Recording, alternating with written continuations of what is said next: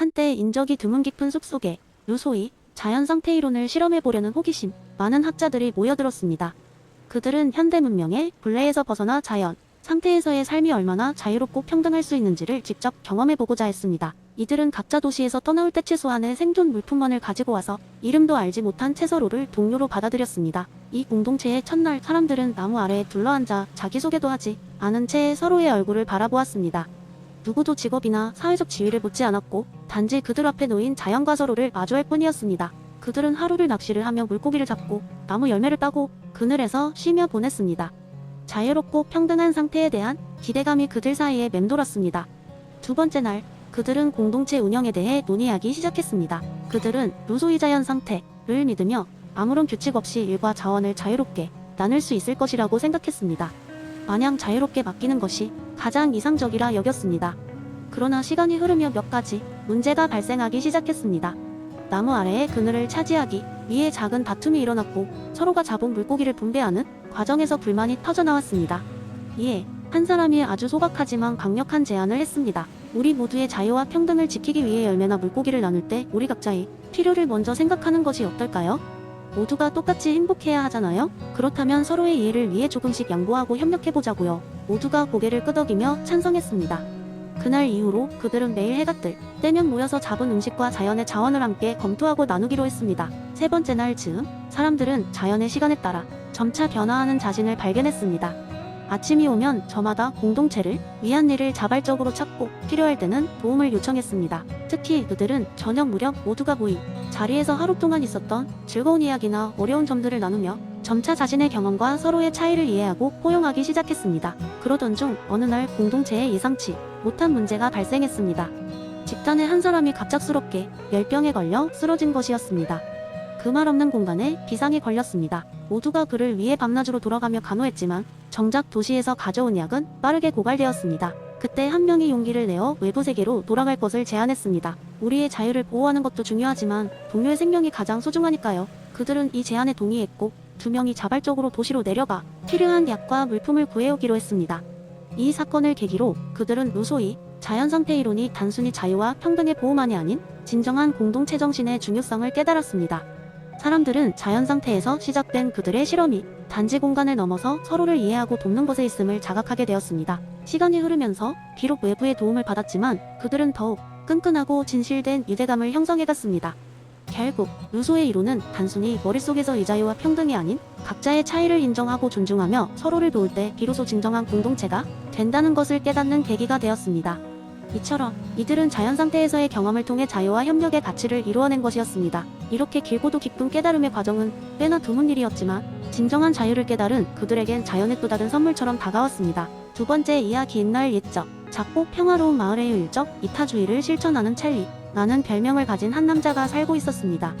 찰리는 마을 사람들 사이에서 유명한 사람이었는데 이는 그의 선행이 단순한 호의가 아니라 진정한 과학과 철학의 산물이었기 때문입니다. 하루는 찰리가 마을 광장에 서 있는 조각상을 보며 생각에 잠겨 있었습니다. 이 조각상은 마을의 영웅을 기리는 것으로 해마다 유지와 수리를 위해 마을 기금의 상당 부분이 사용되고 있었습니다. 찰리는 이 돈이 정말 가장 효과적으로 사용되고 있는지를 궁금해했습니다. 며칠 후 마을 회의에서 찰리는 용기 있게 발언했습니다. 우리가 이 조각상에 돈을 쓰는 것은 좋은 일이지만 만약 우리가 다른 방법으로 이 돈을 사용한다면 더 많은 선을 이룰 수 있지 않을까요? 찰리의 제안에 사람들은 처음에는 당황스러워했지만 그는 설명을 이어갔습니다. 데이터에 따르면 우리 마을 인근에 위치한 몇몇 시설에서는 기금 부족으로 인해 노인들과 아이들에게 충분한 식사를 제공하지 못하고 있습니다. 만약 우리가 그들에게 자원을 나누어 준다면 그들에게 더 큰 영향을 미칠 수 있을 것입니다. 찰리는 효율적 이타주의의 원칙을 바탕으로 한 계획을 제안했습니다. 그는 먼저 마을의 기금을 철저히 분석하여 그 돈이 어디에 사용되는지를 파악했습니다. 그런 다음 찰리는 마을 사람들의 동의를 얻어 기금의 일부를 위해 지역 복지센터와 아동급식 프로그램에 기부하기로 결정했습니다. 찰리는 또한 기부의 효과를 측정하기 위해 몇 가지 실험을 설계했습니다. 그는 자원봉사자들을 모집하여 그들이 얼마나 많은 사람들을 돕고 그들의 생활이 어떻게 변화하는지를 추적했습니다. 이 작업은 마을 사람들에게 큰 깨달음을 주었고 그들은 찰리의 노력 덕분에 더 큰 만족감을 느꼈습니다. 왜냐하면 그들은 이제 그들의 기부가 실제로 얼마나 많은 변화를 이끌어내는지를 직접 보고 있었기 때문입니다. 결국 찰리의 혁신적인 접근은 마을 전반에 큰 변화를 가져왔고 그들이 가진 자원을 좀 더 체계적이고 효율적으로 사용하도록 독려했습니다. 마을은 이제 단순히 좋은 딜과 선행을 하는 것에 만족하지 않고 그들의 노력이 진정으로 최대한 많은 사람들에게 혜택을 주는지를 고민하게 되었습니다. 마을 사람들은 찰리를 무척 존경하게 되었고 그의 지혜를 통해 배운 바를 나누기 시작했습니다. 덕분에 마을은 점차적으로 더욱 윤택해졌고 찰리의 이야기는 먼 곳에까지 퍼져나가 효율적 이타주의가 어떤 모습일 수 있는지를 잘 보여주는 영감의 사례가 되었습니다. 마을은 찰리에게 감사의 의미로 광장에서 기금을 더 효과적으로 사용하자며 조각상을 조금 줄이고 대신 작은 비석을 세웠습니다. 비석에는 이렇게 적혀 있었습니다. 사랑은 효율적으로 나누어질 때 진정한 가치를 바란다. 이렇게 해서 찰리와 그의 마을은 더 많은 사람들에게 더 많은 방법으로 선을 이루어 나갔습니다. 그리고 찰리는 언제나 그랬듯이 더 나은 방법을 찾아내기 위해 쉼없이 데이터를 분석하고 사람들의 이야기를 경청하곤 했습니다. 세 번째 이야기, 옛날 옛적 외도. 라는 개념이 단순한 철학 정론에서 그치지 않고 대중의 삶에 직접적인 영향을 미쳤던 한 마을이 있었습니다. 이 마을은 의도의 마을이라 불렸는데 여기서 사람들은 각자의 의도가 마치 실제 물질처럼 눈에 보이고 만질 수 있는 시대에 살고 있었습니다. 엘리자베스 앤스콤의 이론에 큰 영향을 받은 이 마을의 사람들은 어떤 행동을 할 때마다 행위자의 머리 위에 작은 의도의 구름이 떠다니는 것을 볼 수 있었습니다. 사람들이 서로의 의도를 볼 수 있다는 사실은 행동을 조심스럽게 만드는 동시에 마을 사회에 독특한 윤리적 문화를 형성했습니다. 모두가 자신의 행동이 의도와 일치하는지를 신중히 고려해야 했기 때문입니다. 하루는 마을에 한 젊은 청년 제임스가 무척이나 고민에 빠졌습니다. 그는 동네에 새로 생긴 과자 가게에서 일하고 있었는데 어느 날 손님에게 잘못된 잔돈을 준 것이 염려되었습니다. 그의 의도는 단순히 손님에게 편리함을 주려던 것이었으나 잔돈이 잘못 계산된 것을 알게 된 뒤로는 죄책감이 그를 괴롭혔습니다. 그러던 중 제임스의 머리 위에 평소보다 더 어두운 의도의 구름이 떠다니기 시작했습니다. 이 구름은 그의 죄책감과 불안감이 반영된 것이었습니다. 마을 사람들은 마을 전체에 퍼져 있는 이런 의도 구름을 보며 서로의 상태를 이해하고 공감했으며 이는 주민들 간의 깊은 신뢰를 쌓는 데 일조했습니다. 제임스는 고민 끝에 그날 잔돈을 잘못 받았던 손님을 찾아가 직접 사과하고 다시 정확하게 잔돈을 계산해 손님에게 돌려주었습니다. 그의 의도는 처음부터 선한 것이었지만 행위의 실수로 인해 불안감이 생겼고 이를 바로잡고자 하는 노력을 통해 그는 새로운 깨달음을 얻었습니다. 이 사건 이후로 제임스의 의도 구름은 다시 맑고 투명하게 보이기 시작했습니다. 의도의 마을 사람들은 제임스의 사례를 두고 다양한 이야기를 나누며 의도가 얼마나 중요한지를 다시금 깨닫게 되었습니다. 단순한 실수라도 그 뒤에 숨은 의도에 따라 그 행위의 무게가 달라질 수 있었고 이는 엘리자베스 앤스콤이 강조한 의도의 본질적인 중요성을 다시 조명하게 해주었습니다. 제임스의 이야기는 마을에서 입에서 입으로 전해지며 모두가 자신의 의도를 더 명확히 하고 그 의도와 행동을 지속적으로 일치시키려는 노력을 하게 만듭니다. 마을 사람들은 더 나은 사회를 만들기 위해 서로의 의도를 존중하고 이해하는 삶을 만들어갔고 이는 의도에 집중하여 윤리적으로 올바른 선택을 하는데 중요한 기반이 되었습니다. 이렇듯 의도의 마을은 단순히 엘리자베스 앤스콤의 철학적 사유가 현실에서 어떻게 구현될 수 있는지를 보여주는 흥미로운 사례가 되었고 사람들은 매일같이 의도의 중요성을 되새기며 더 나은 자신을 만들어 나갔습니다.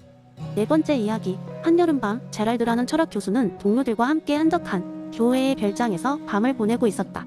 교수들은 광활한 별이 총총히 빛나는 하늘 아래 바비큐를 즐기며 철학적 담론으로 밤을 밝히고 있었다. 그들 중 한 명이 버나드 윌리엄스의 무지의 베일에 대한 비판적 관점을 화제로 올렸다.